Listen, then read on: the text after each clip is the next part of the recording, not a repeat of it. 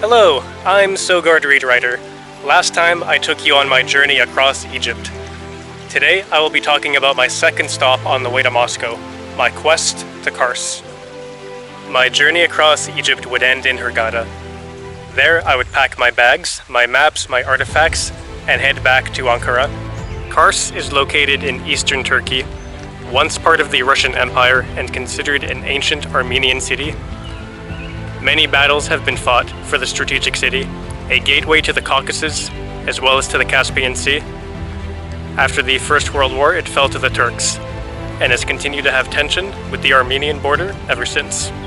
Back in Ankara, I managed to purchase tickets for the Dogu Eastern Express, a touristic train journey across Turkey, with its final stop being in the historic city of Kars.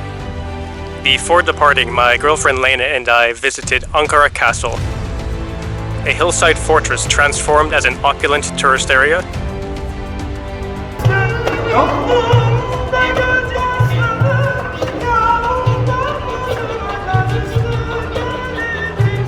A fantastic museum of Russian art was also at the castle, a fine prelude to my future Russian trip, as well as a bit of foretelling to my quest to Kars. As chance would have it, a painting of an apostle church existed within this museum. And so, after paying our respects to Ataturk and sending Lena safely on her way back to Moscow, I would begin my eastern excursion.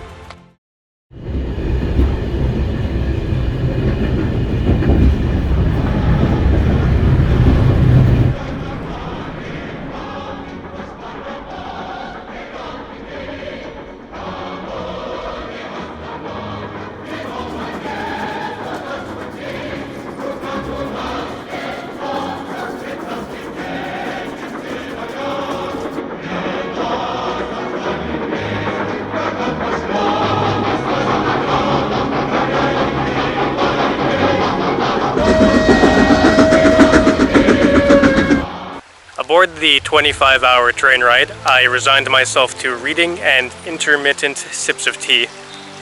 I had brought along the book Snow by the Turkish author Orhan Pamuk. The book is about a writer and journalist and his own melancholic trip to the city of Kars.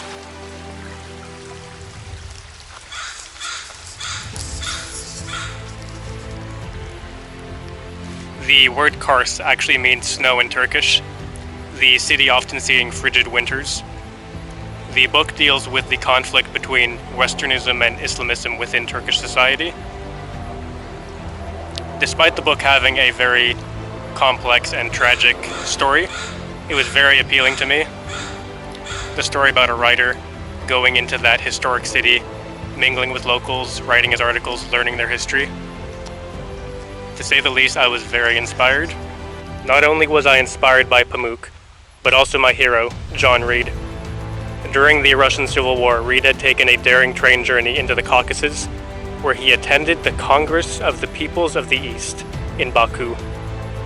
It was there that Azeris, Armenians, Turkmen, Georgians, Russians, and many others joined hands to build a new world.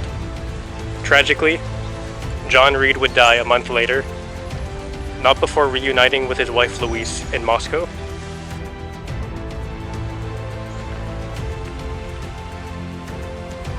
The Turkish countryside was very beautiful and calm. Though despite being early December, snow had not yet come to Turkey.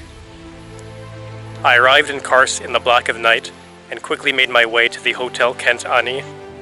The following morning, I was greeted by a light snowfall.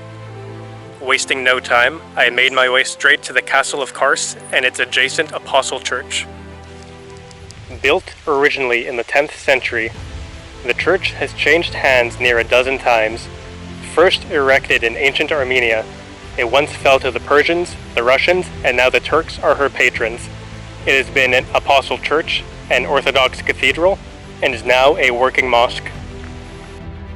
I was lucky enough to get a personal tour of the cathedral by a lovely Georgian man. This mixture of culture was incredibly refreshing and interesting. This was, after all, the crossroads of civilization. Every society since the dawn of man has made its way throughout the region at some point. After blessing the mosque with some lira, I climbed the cobblestone path of Kars Castle, looking out upon the snow-covered city.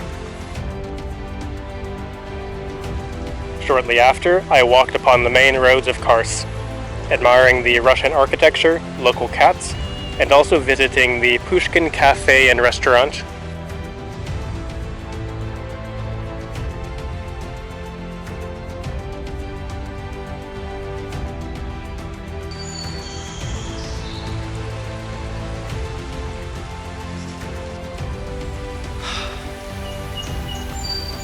Incredibly inspired, my evenings were filled with writing my book, as well as learning Russian, of course. But the trip was nowhere near over. I had a special excursion planned the following morning with my hotel. The first stop on that excursion would be a museum dedicated to the various battles which took place in Kars. We were also brought to the ruins of Ani, a ruined city from ancient Armenia, established sometime in the 5th century. Their buildings were built in the same style as the Apostle Church, linking its connection intimately with Armenia. The next stop would be Lake Çıldır. By this time the lake is usually completely frozen, allowing for sleigh rides across the ice.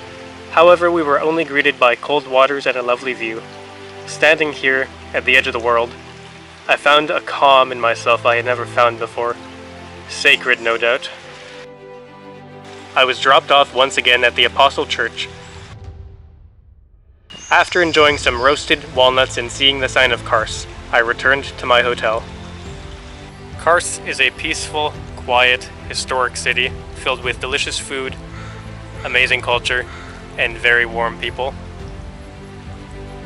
I visited a mosque which had once been a Russian Orthodox cathedral, named after Alexander Nevsky. I ate Azerbaijani food in a Russian restaurant in a historically Armenian city in Turkey. The amazing history in this city cannot be underestimated. If you happen to find yourself in this part of the world, this diamond in the rough is worth visiting, beyond doubt. I ended my trip in Kars with a nighttime visit to Pushkin Café, where traditional Caucasian dances were being expertly performed.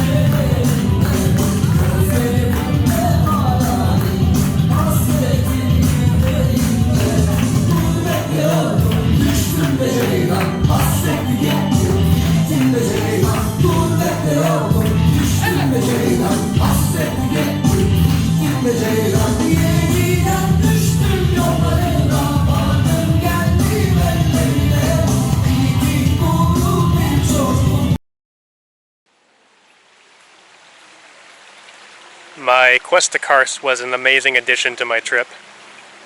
Join me next time where I tell you about how I reunited with my girlfriend Lena in Moscow. My dream to visit Russia was no longer a fairy tale, but a chapter in my story. Thank you for watching.